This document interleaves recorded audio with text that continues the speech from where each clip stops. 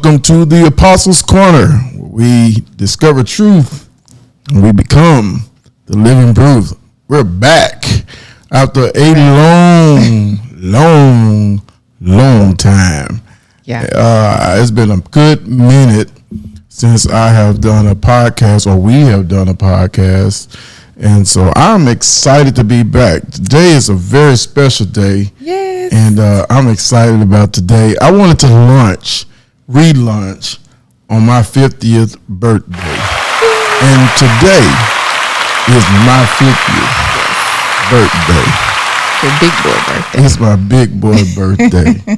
I'm excited. I've had a great day today. I've gone to work and taught my class and or classes, and my school treated me good.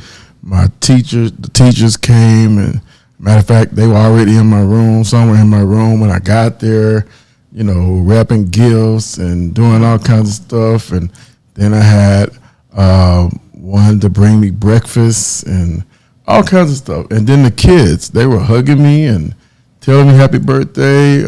Man, it was just you got the so King's amazing. treatment today. I felt like I had the King's treatment today, and That's amazing. of course, waking up to the lovely Dr. Kimberly this morning, that's always just a treat, Of course. I mean, I like to think of myself that way. I'm sure you do.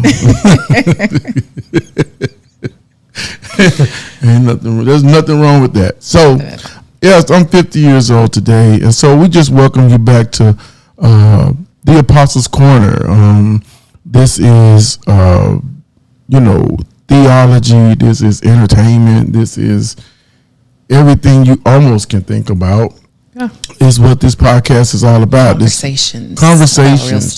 Real stuff. Real life with a theological foundation. Yes. That's what we'll say. Yeah. We're not trying to preach to people. We're just having conversations. It's the foundation of your life. It's the foundation of my life, absolutely. And basically, it's looking at the world through a theological lens. And sometimes we may not be able to, solve all the issues that we might know about, Right. Through that lens. But we can also have just real life conversations that kind of inspire people to be who they need to be, just in life. Because God created all people after His image and in His likeness. So, if you're human, then you have been created in His image and after His likeness. So, we're talking to humans, absolutely.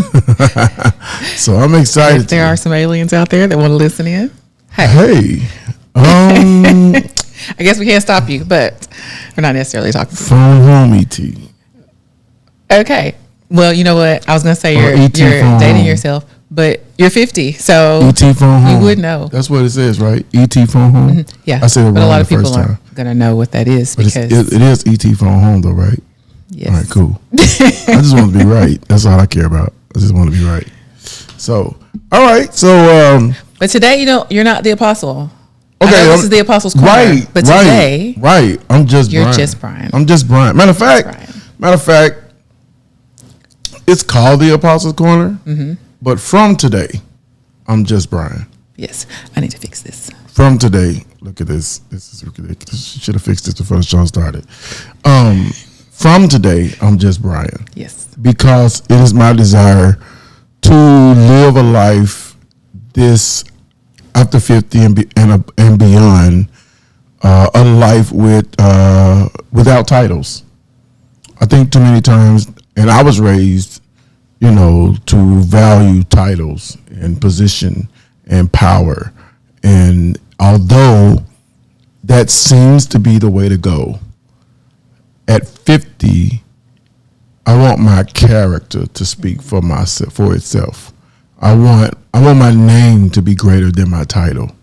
I want my integrity to be greater than what I have been to people, whether it be in church, ministry, family, whatever the case may be, wherever I am. I want Brian to stand out. I want when people say Brian, I want that to be more powerful than any title that has been placed upon my life, whether it be a doctor or whether it be pastor, whether it be apostle, whether it be whatever. Yeah. I want Brian to mean much more to me and to people than a title. Yeah. So I think too many people, and you're a doctor. Your person value. Yeah, you're a doctor. I respect you being a doctor. I call you Dr. Harris because I know the work that you put into it. But the reason why, the Bible talks about letting another person praise you. The reason why I can praise you because I know you don't wear the title doctor as a badge of identity. Yeah. You know what I'm saying? And although, sometimes people may try to accuse you of doing so, you don't. You don't think you're better than anybody and all of that. Kim stands out more than doctor. It's your person value. Yeah. Yeah. It's who you are. So sometimes we get lost behind the titles. Who we are gets lost, not just to other people, but we get lost to ourselves sometimes, not even behind the title, but sometimes behind the work that we do. Yeah, absolutely. And sometimes behind the purpose, because we put the purpose ahead of the person. And so, yeah. So how are you feeling today? How are you? Do you feel different? Do you feel 50? I don't know what 50 I'm going to be honest. Like, I've been feeling different all summer. Like I've been changing. I mean, we've had the conversations. I mean, it's probably why we're here, right? Yes.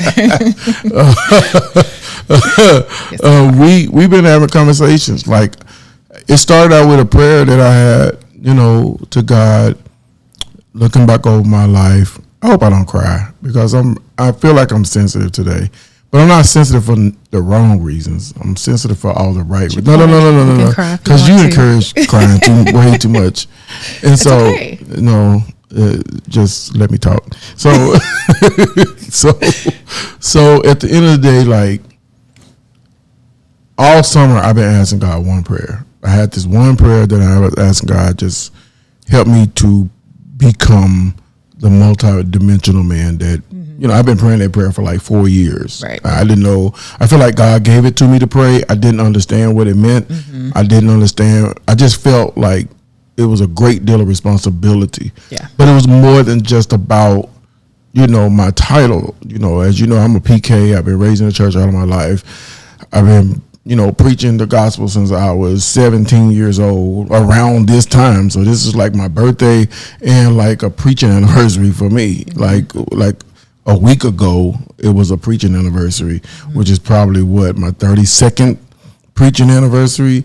And so, because I started preaching before my 18th anniversary, my 18th birthday. And so, all of my life, like I said, it's just been about titles and different things like that. So, do you think that became your identity more so than who you actually are? I feel like I had to be the preacher. I feel like I had to be, I had to be early when I was younger, like I was thinking about this morning when I left home, how I used to walk around school with a briefcase. That was not normal. Like there was something wrong. It was something wrong with that. As if all of those books. Did you have friends? Not many. I mean, they thought it was cool. I looked like a businessman. Depends on how I was acting with the briefcase. Determine how they saw me. Because you could look like a drug dealer too. Back in those days, in the 90s, you could look like a drug dealer. Many interpretations. Many interpretations of a briefcase. So that's funny. I just thought about that.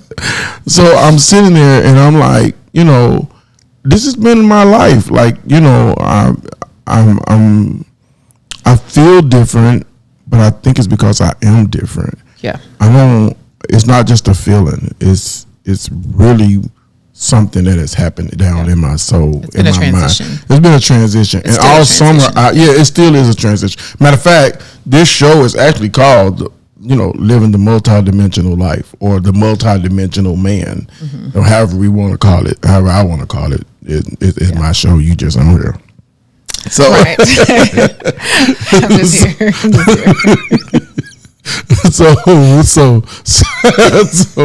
So at the end of the day, like I'm seriously like You know, hard. I'm trying to live it. I don't want to say it. I feel like it can sound threatening to people who may want to judge that particular phrase. But it's who you've always been. It's really who I've always been. It's just been, there's been a limitation on how you felt like you could walk that out, or not knowing and not seeing examples, immediate examples in your life. I've never had a template. Follow. I've never had a template. Every person, every man that I've ever known has seemingly only lived a one-dimensional life. And most of them being preachers, you know, it was always full-time ministry. 9 times out of 10, the people that I knew that was in full-time ministry weren't even making any money in ministry to be in full-time ministry. They actually needed to go get a job and provide for their family. But that was the aspiration, to go and be in full-time ministry, you know, cause your family to suffer while you go out there. Not necessarily all preachers, I don't think, are milking the church, but they are killing the church because they're you know, trying to manage their homes and their money, right, and their ministry. I think you just probably weren't around good examples of how. I think there are many people who probably balance well what it is that they. But I think because of the influence immediately in your environment, it was the picture wasn't. What I saw was poverty, a vow to poverty. I didn't see God leading somebody into full-time ministry. One of my mentors told me one time, I was trying to, you know, walk it out and maybe test the full-time ministry thing. And he told me one time, he said, I wouldn't quit a job that I was making money on to go into full-time ministry that doesn't pay. He said, because you have to feed your family. It's practical, yeah. Yeah, you have to feed your family.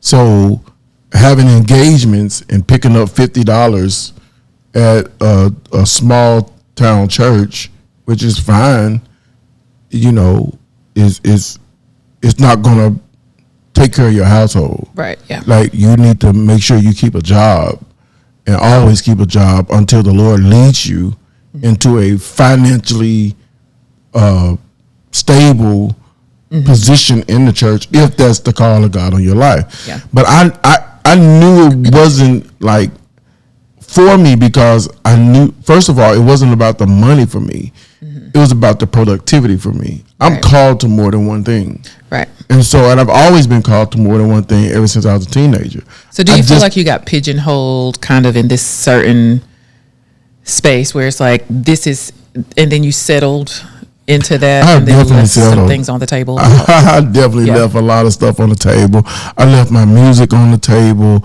I left, you know, writing on the table.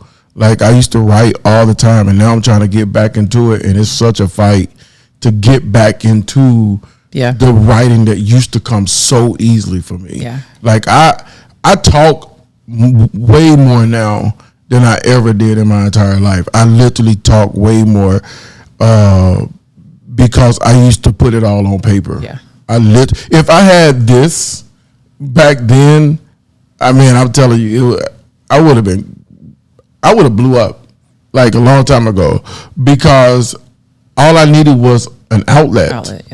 All I needed was an outlet, and I was trying to find that outlet. And so with life happening and bad decisions early on, I was like, man, like, once you start disappointing yourself over and over and over and over and over, like, you stop dreaming, you stop writing, all that other stuff become mundane. You just, like, you don't have no drive for it, because you just feeling like you're destroying your own life. And it's only because you're sitting on the things that you know God has placed in you. And for me, back then, I needed affirmation because of a lack of having a father who wouldn't give it to me, you know, and still won't, you know, to this day. Don't mean to make this about him, but it's just true. It's part of my story. Yeah. And so it's my 50th birthday. I haven't heard from him all day. It's kind of like the point, you know what I'm saying? So, and probably won't, you know what I'm saying? But at the end of the day, needing that affirmation, needing that love, needing that example, because he was everything that I was becoming. You see what I'm saying? And so for him not to say, you know, what I could do, but to speak into my life, telling me everything I shouldn't be doing, even the calling and the multi-dimensional thing. I remember one time that I think one of the things that stopped me was struggling with my dad's words when he told me one time, he said, God haven't given one man this many gifts. You're doing too much. Yeah. And so like that was put in me when I was a teenager. I had fire, I had drive, I had thrust, I had vision, I was on a mission to becoming something at an early age. I dreamed because I couldn't go anywhere. We couldn't afford to. So I dreamed. And so my dream was supposed to take me, and I was supposed to do these things. But when I would connect with my father, I didn't have to go out to the street to find somebody to kill my dream. I lived with it. I lived with my dream killer.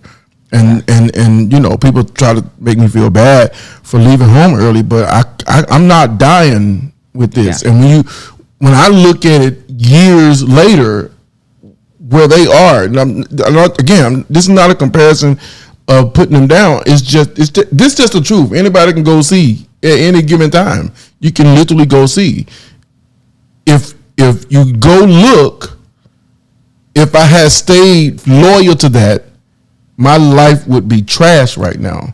Literally be trash, because the template that was set for me was absolute poverty, absolute dream killing, no drive, sickness, clearly mental health issues that go beyond the scope of even admitting that there's something wrong. You know, it's like we're not even gonna say it's something wrong. We're just gonna say something wrong with you. Yeah. So what do you think? You're talking about your childhood and different phases in your life. So, you know, you've been here for 5 decades. Woo. What do you think? Half a century. Yeah. And that's all right there. It is. That's a blessing. A lot of people don't make it to that point. I mean, it seems like a lot. But it's a blessing. And you know, go ahead. Ask your question. I was going to say, you're about to answer the question. I didn't even ask it. Go ahead. Okay. So I wanted to know, like, what would you say out of those decades, 0 to 10, 11 to 20, out of each decade, which decade do you think was the most challenging for you? And then which one do you think was the most fruitful, or your greatest decade so far? So which one has been the most challenging decade so far? And then which one has been your greatest decade so far? I think my challenging decade was from 10 to 20. Navigating preteen and teenage years.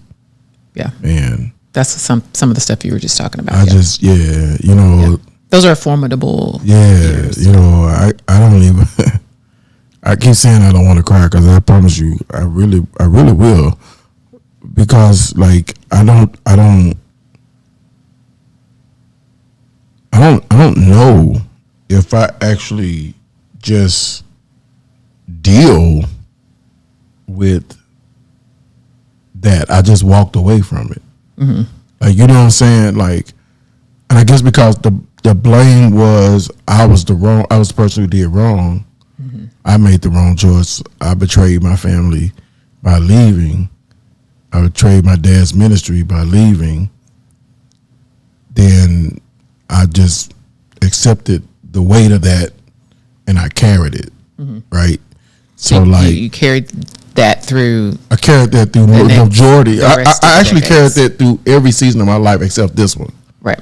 Like, I've always felt the guilt that maybe something could have happened different to them if I had stayed, because I was a dreamer and I didn't mind working. So do you think that's the difference now in in starting this transition, you know, a little while ago, and then being in this transition still?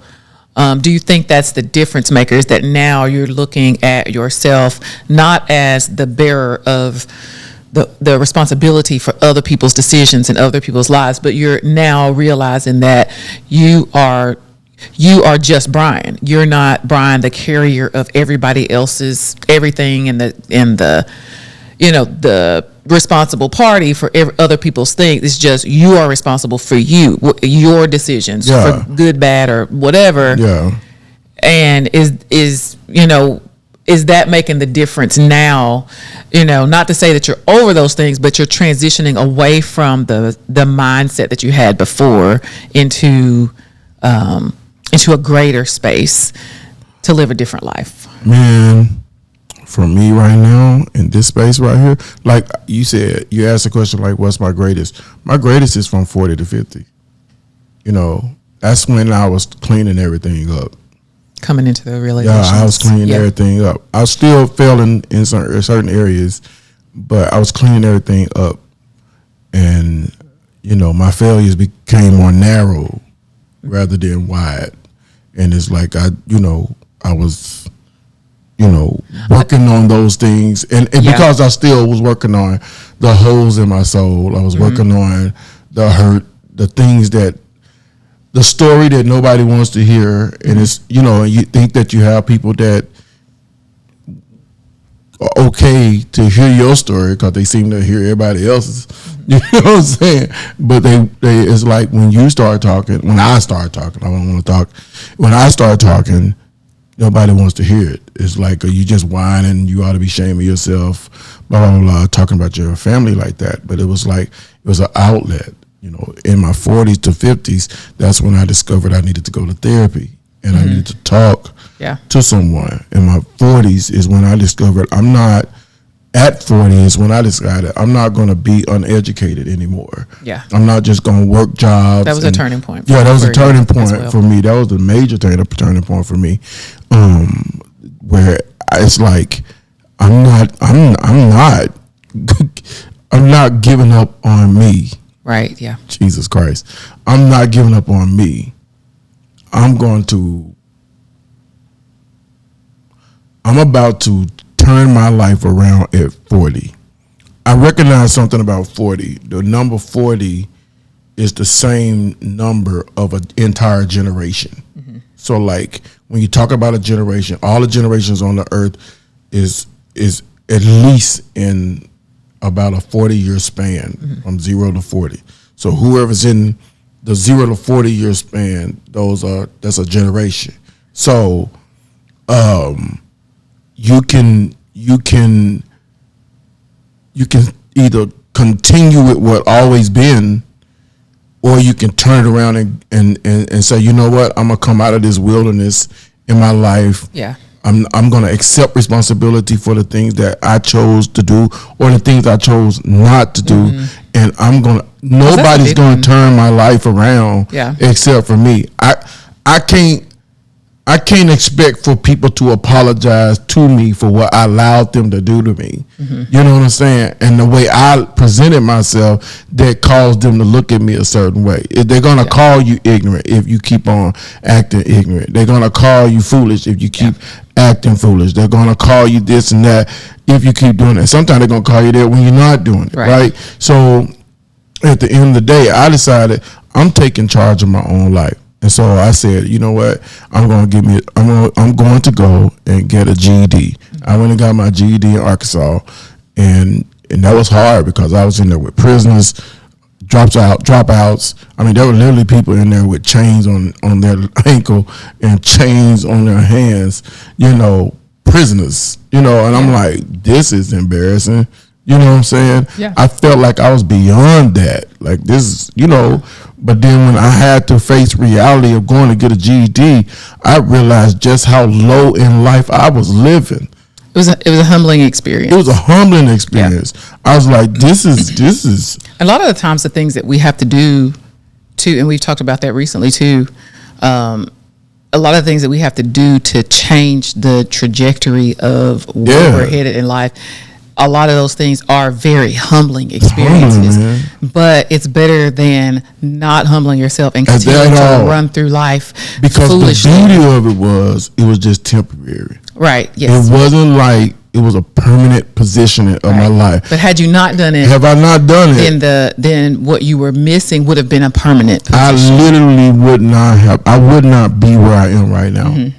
And we'll talk about that later, I'm sure, either this one or the next podcast, whatever. Yeah. But at the end of the day, I would not be where I am right now. For me, I'm really thankful for that decision. That one decision created a multiplicity of good decisions in my life that I would have never made if I hadn't stepped out and made that one decision. Because other than that, I was just making everyday normal decisions to be just common. And I knew that I was an uncommon individual. I still am. You were doing what you felt was acceptable I don't to other fit. people. Yeah, I don't fit. I don't care to fit in. And I was made to feel like I need to force myself into a certain space. Right. Yeah. In certain places, even in people's lives. And I'm at the place where I am now, I don't fit. I've accepted. I do not fit. I don't want to fit. I don't care about fitting. And that's the life that I lived when I was a teenager. That was the thoughts I had when I was a teenager, when I was stuck in that place, not based on my own will. Yeah. It was against my will.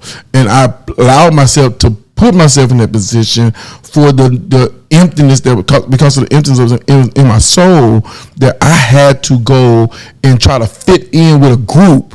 And that group was usually church. Right. Yeah. Work. Okay. I almost said worst decision in the world, but it was some worst decision in the world. Yeah. Worst decision in the world. And when those groups disappointed me, I had nowhere to go. Nowhere. Because all I knew was church. I didn't have nowhere to go. And so I went and got my my GED, and then I after that, I knew where I was going. This voice of God that always talked to me. He doesn't yell at me, scream at me, shout at me, or nothing like that. But he always let me know my next step before I even make them. He always tell me my next steps. So when I went to the GED program, I knew that I was going to, register for Liberty University. I went to the GED program so that I could register at Liberty and start my education. So soon as I graduated, I got my GED. The next day is when I registered for Liberty University. I couldn't believe that the next day that I got accepted into Liberty University. That was so crazy to me. And I was like, okay, so I'm going from being really low to now having this responsibility of being accepted. Accepted feel good until you realize what's coming next. There's some discipline that you have never had to have. Right, yeah. That now you gotta have. And there's a focus that you have to have that I never had to have. There was a barrier because I really felt like I couldn't learn. Yeah. Because of the things that my father spoke to me, the things that people called me, the names that people called me. And so it was like I literally believed that I could not learn because of what was said to me. Yeah. And then I didn't think that I could use the gifts and abilities that God gave me, because the one person who represents God to me is my father, and he tells me that God hasn't given no one man that many gifts. Yeah. And I'm like, well, what am I supposed to do with all this stuff? Yeah. I think one of the things that that I have, and I can speak on this because I've been here for a couple of decades with you. Yeah. I think one of the things that I have seen you go through in the transition in the 40s, because it was a time of, there was a lot of ups and downs and high points and low points,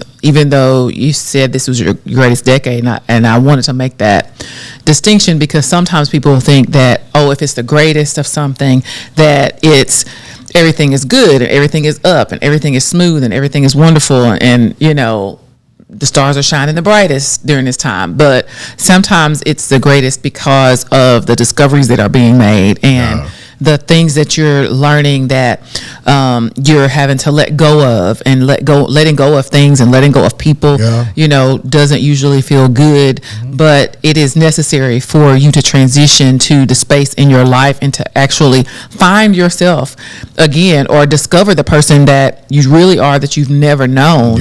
And sometimes we can't do that when we are behind the veil of these other people that we set so highly, above everything else. And so I think, like you said, trying to fit into spaces in the church and fit into spaces in your family and in life, in the places that you have been told that you're allowed to go, and that you're allowed to fit in. And this is where this is only this box. This is this space, and so you're going to each corner of this box that you clearly know that you don't fit in, but you're going into the corners of this box to try to figure out, and so you're alienated. And then when you go this corner of the box and nobody accepts you, you go in this corner of the box, so you're alienated. But then I've seen in your 40s you try to work through going from a place of alienation to a place of acceptance. And acceptance has been one of the hardest things.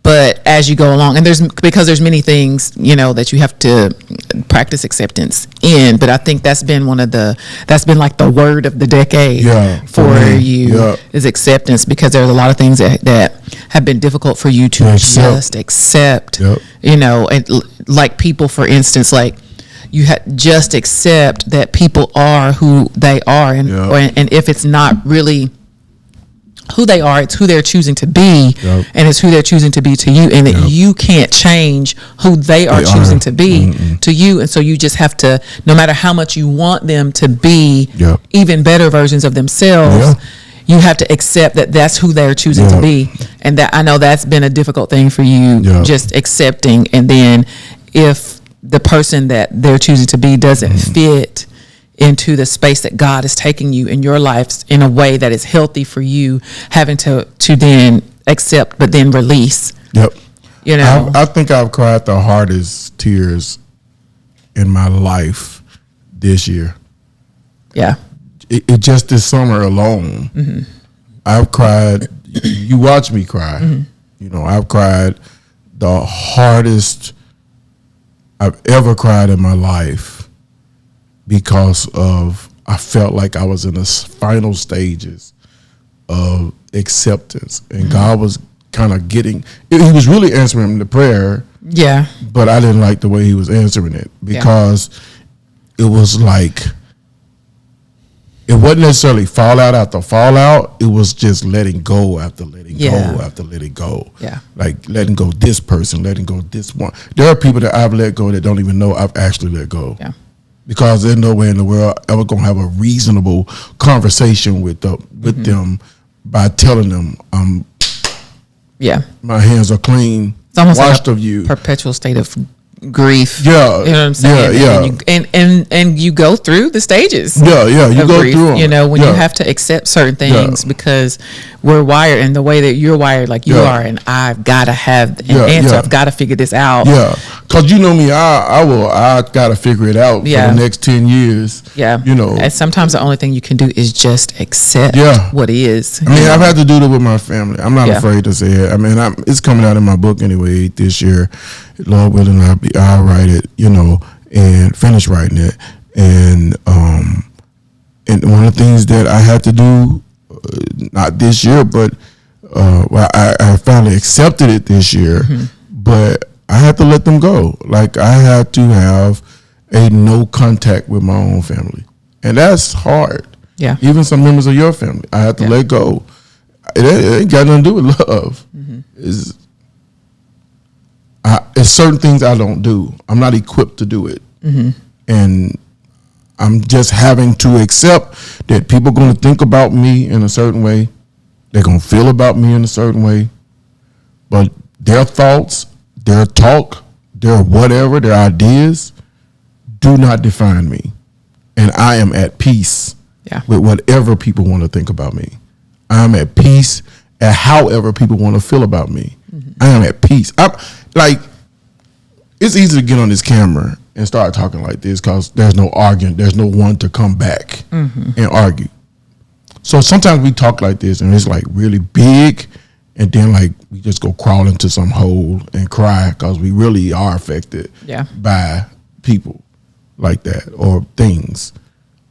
But when I say I'm at peace about whatever people want to feel about me, I'm at peace about whatever people say about me, good or bad. I'm not overly impressed by the good.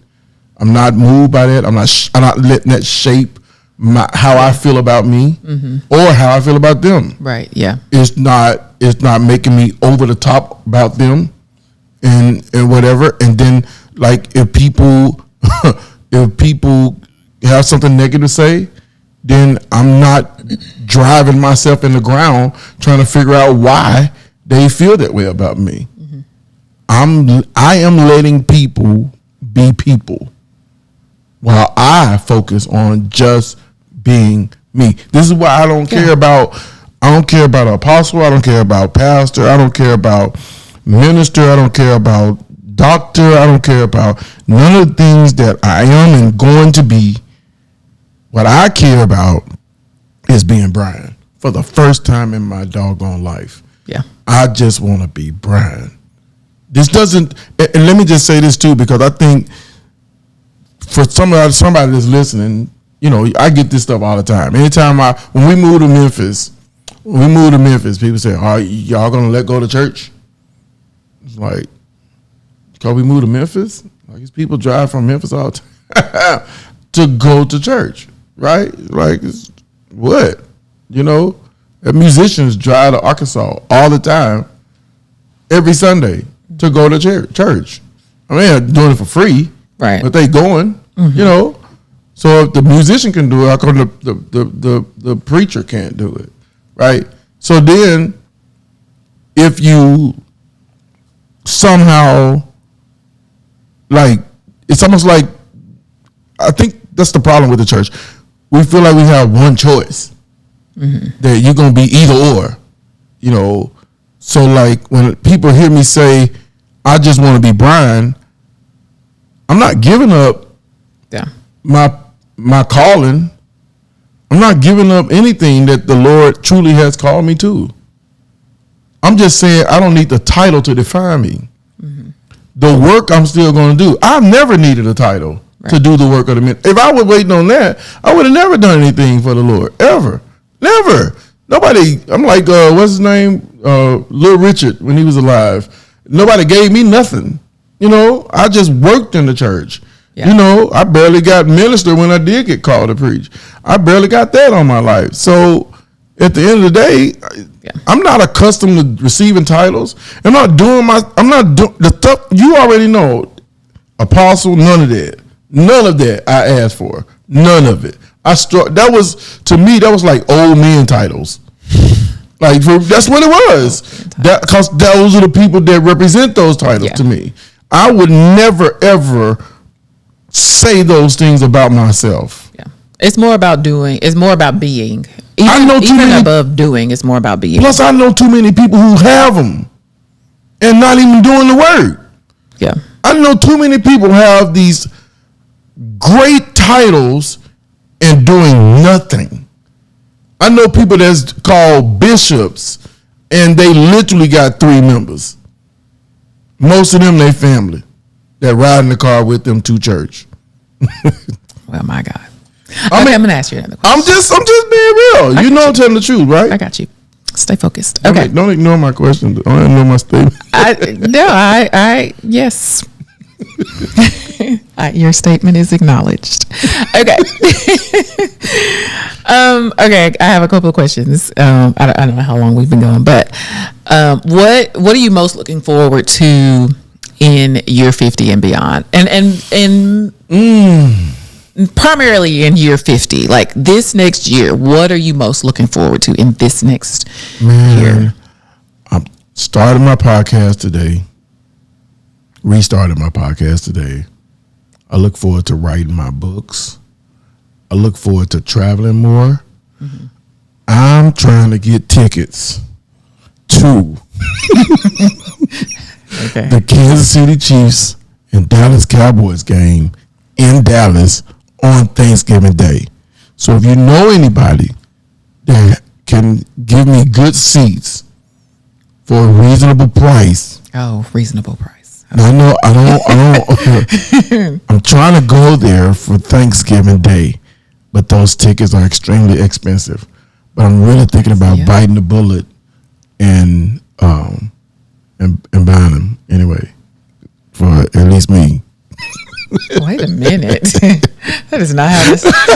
That's not how he's doing. At least that's me, how he's doing your. Because she can go to her best friend's house in Dallas or McKinney, and I go to the game. So she probably don't want to be at the game, no way. So now I probably don't want to. Stay focused. What else are we looking forward to? Traveling, and what else? No, I look forward to traveling. I look forward to engaging in amazing, healthy relationships. Being intentional that's really in good. Building quality relationships with quality people, whether it be increasing in where we are as empty nesters in our marriage, whether it be it's hard to, I'm not gonna lie, the hardest place for me to feel like relationships are healthy is church. I don't know why, it just feel a little bit unhealthy for me. That's just me. I don't know. But my job, there are some incredible people that I have met. They're some of the kindest people I have ever seen, and it's different from what people say about Memphis as it relates to the, you hear about the crime and all of that.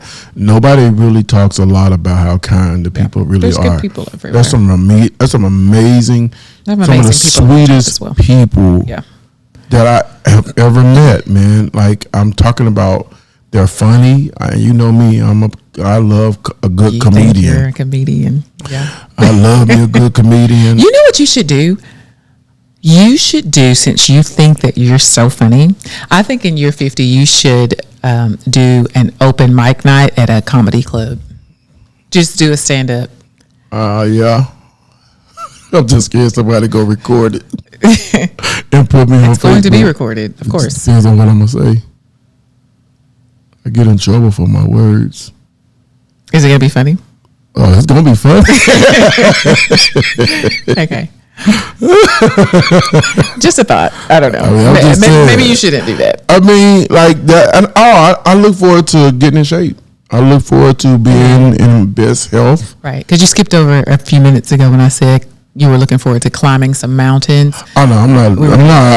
I told you that yesterday when you said that. I said, you got the wrong dude.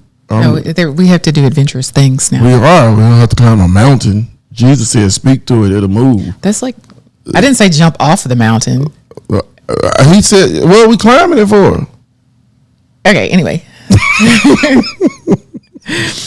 Gotta feel like climbing a mountain. It's okay. Ain't no food up there in between. You bring your own. You can bring those little go things that you just squeeze in your mouth. I'm so scared. I'm just going to fall off, man. Okay, it's okay. He doesn't have to climb the mountain. Anyway. Okay, I have one more question for you. And you can pick any decade for this. And then fill in the blank. If I knew then what I know now. Shoot. What? Man. If you knew then. So if you knew in your teens, in your 20s, in your 30s, in your 40s, if you knew then what you know now. I'm not going to lie. That's so simple for me. If I knew how easy it was to just forget about what people thought about you and just be yourself, I would have never flipped to be approved of by people. I'm not even gonna lie. That's so easy. That's the easiest one. I would never waste a second on anybody's approval. Not one doggone second. I almost said something else. Don't. Thank you. Because I'm 50 and I don't care. I need you to care. But no, I'm serious. Like, I wouldn't waste a moment Yeah. on trying to get my family to accept me, trying to get church people to accept me, trying to get, community people to accept. I wouldn't waste a moment because I probably have wasted more time being concerned about why somebody don't like me when I've been kind to them than anything else in the whole world. I have wasted more time and energy on those thoughts and placed more energy into that. I could have by now been if it paid, I'd be a billionaire. I would be a billionaire. Yeah. Right now, because I was focused. 100%. Hyper focused. I'm gonna need y'all. I need all the dollars and cents from all the thoughts. There he is. I would have been hyper focused. Because you're right. Because I love people, and unfortunately, it's kind of like I told you this morning on my way to work. I believe that I'm at a point now. I believe that God wants us to do things from our heart without giving our heart.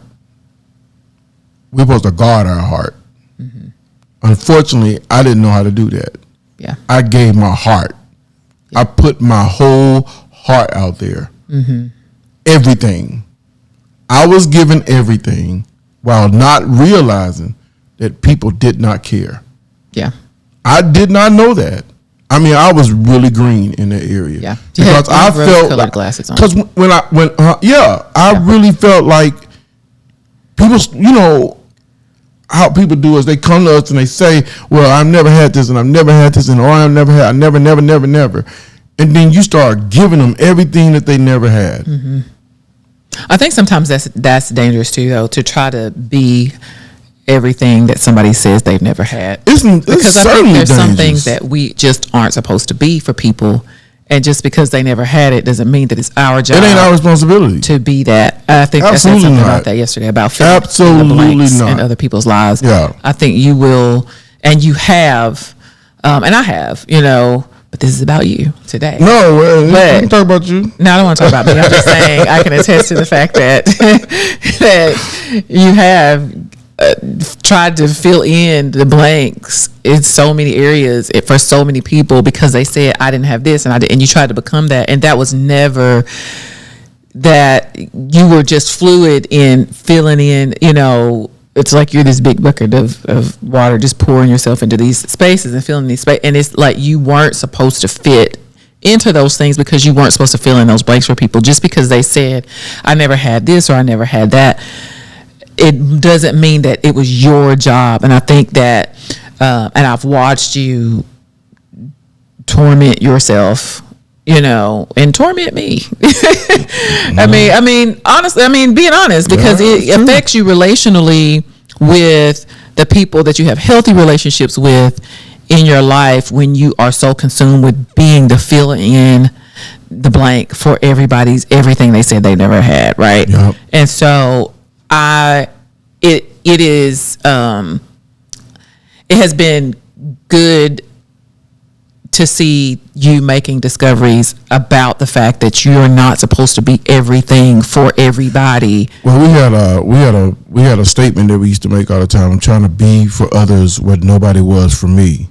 Yeah, that's not always. Now at this point in my life, maybe I was never supposed to be. Maybe first of all, maybe people wasn't supposed to be for me.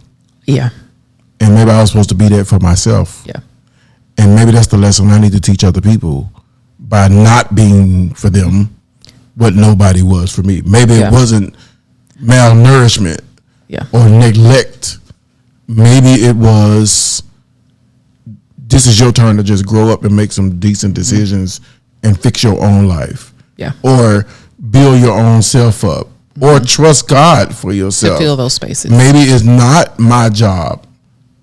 I'm a human, right? Mm-hmm. So it's like I don't feel the same about being for others what nobody was for me. Because sometimes we overcompensate trying to when we feel like we have been missing something, and we overcompensate trying to be that. Everybody don't need the same thing. Exactly. They don't need what I need. Exactly. You know what I'm saying? They didn't need, and I'm trying to feel, and sometimes that's why in our effort to try to help people, this is why it don't mean nothing to them. It's frustrating because it's not anything that they actually need. And even if it is what they need, they don't actually want it. No. Some people don't want the thing that they need. And so even if you try to give it to them, and then that you breed frustration for yourself.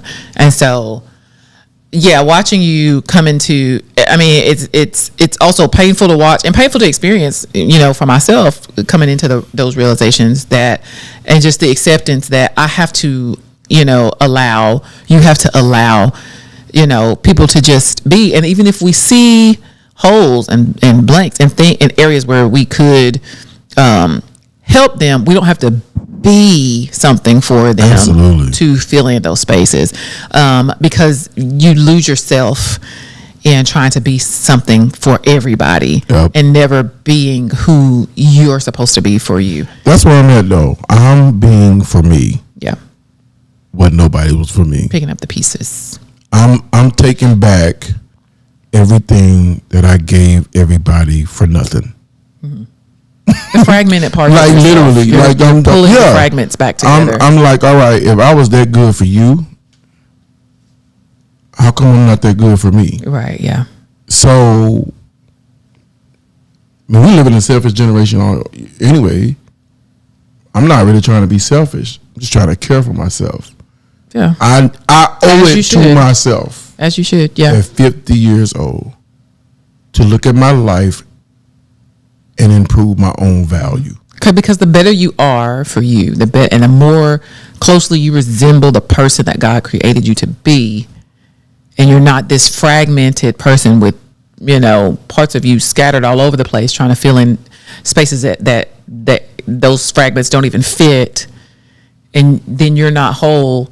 But the more you pull that together and the better you are for you, the more I believe that you're going to see, even in year 50, and of course beyond, the more you're going to see the value that you do have and how effective you can be in the lives of other people, because you're coming from a whole place. I can tell you one of the things that's already happened to me is that I get excited about what I do again and who I am. Mm-hmm.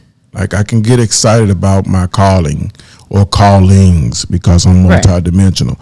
So I like even this podcast, like it's been a minute since I even been inspired to get on. I got all this equipment and I spent 2 years developing podcasting skills only to start it and to get frustrated and then quit it mainly because of criticism from people. Mm-hmm. It's like, and I didn't even build it for them. You're not my. If you have that much criticism, I didn't build this for you. Yeah. Go listen to somebody else.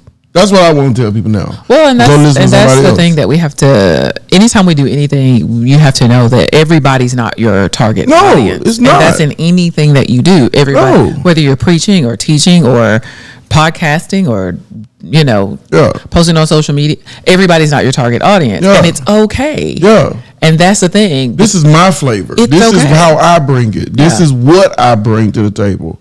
And if you can admire somebody else for being who they are, but you criticize me for being who I am, you're asking me to be fake so you can approve of who I am.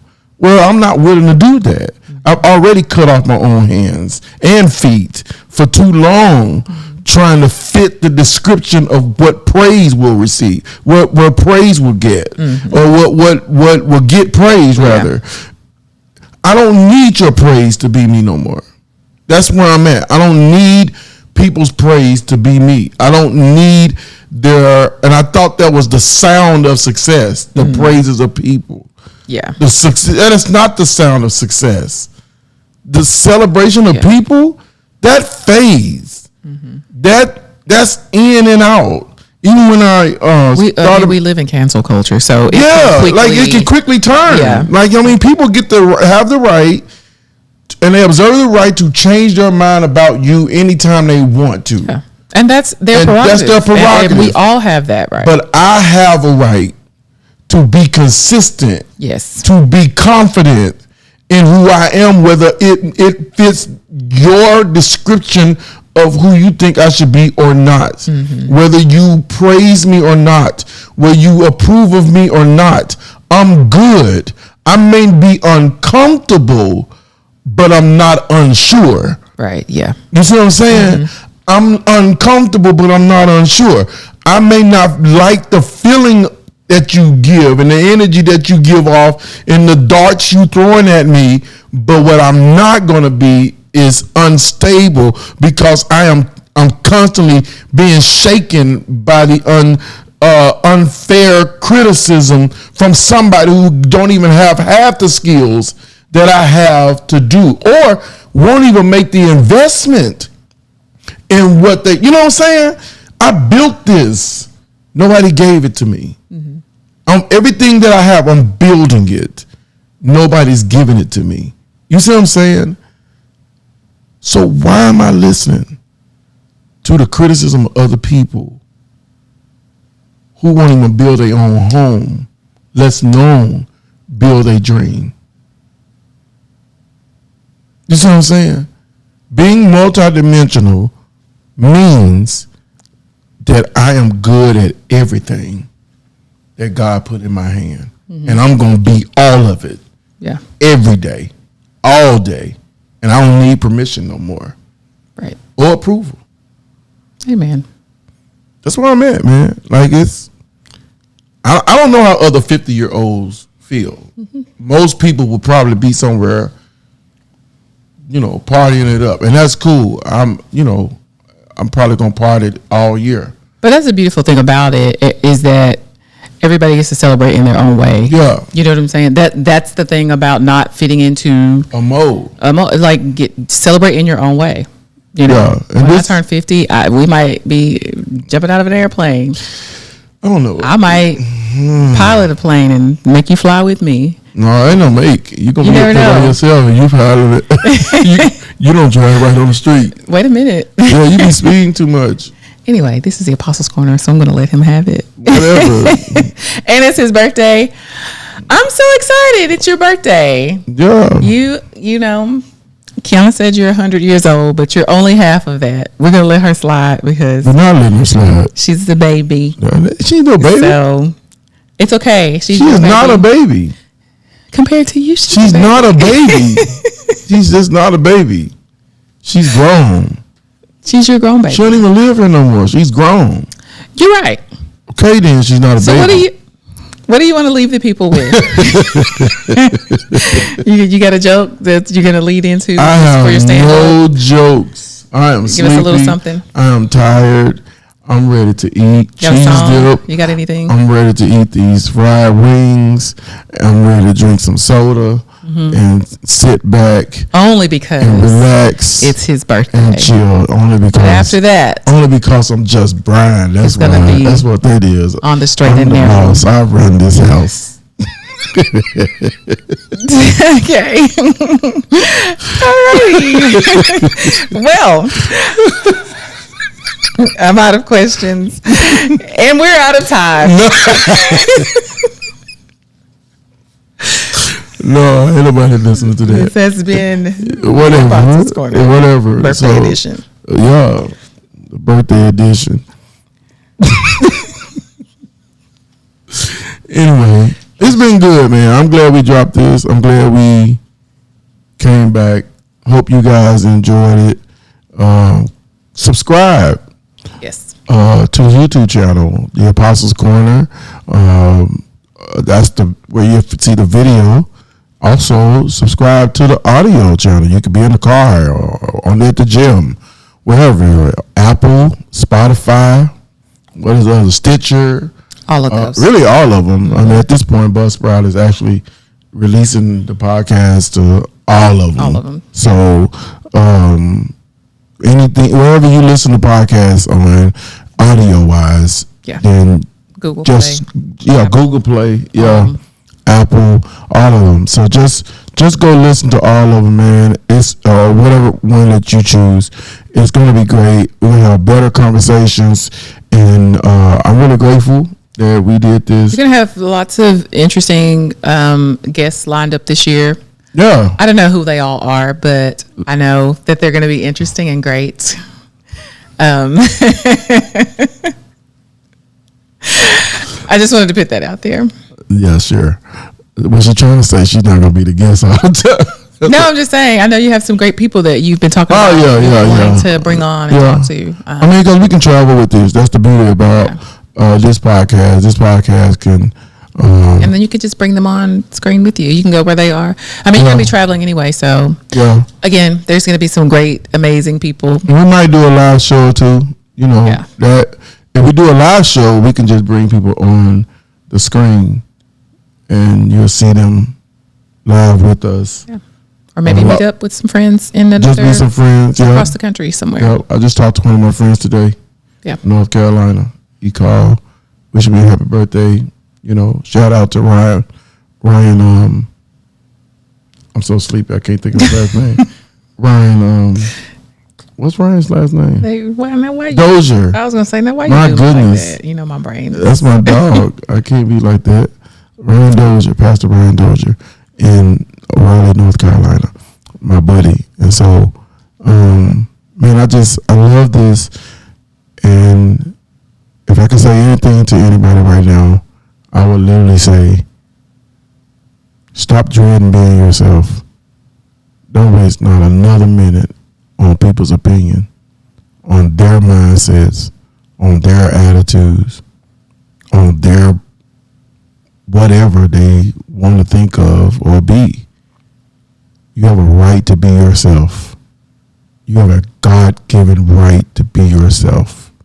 Amen. Don't let nothing and no one take that from you. I promise you, you're never going to feel good about yourself until you can identify who you are and be that, and be okay with your difference, be okay with whatever it is. You don't have to fight people over being yourself. You don't. Right. You don't have to argue with a single individual. You don't have to clap back. You don't have to post subliminal messages. When you truly know yourself, you let the noise be the noise, and you go live in peace. Yep. All the noise. It's going to be plenty of noise to pay attention to. Ignore it. Why not? Amen. It's your life. You get to choose. And so I'm grateful for this. I'm grateful for this opportunity. I'm really glad I didn't cry. I was so close. No, I saw it. You had a little tear. I was so close. It was right there. Oh my God. It was so close.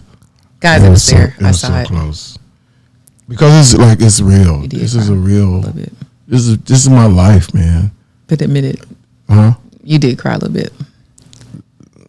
I don't know what you're talking about. I saw it.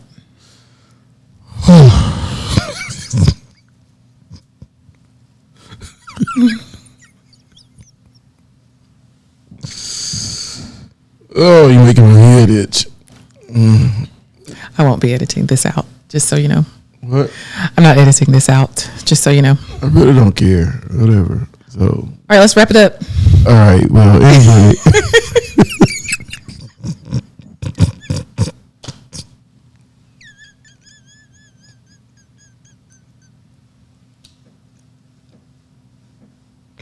There's something wrong with this woman.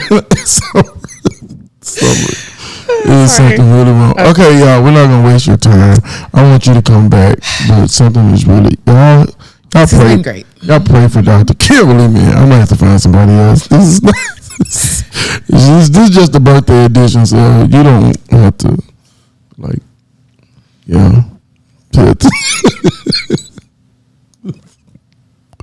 All right. Thank you for coming. Thank you for joining us. Please subscribe, tell somebody, share, do all that good stuff, and then come back. I plan on dropping a podcast once a week. That's how I roll. So we're going to drop a podcast once a week. All right. God bless y'all. Peace out.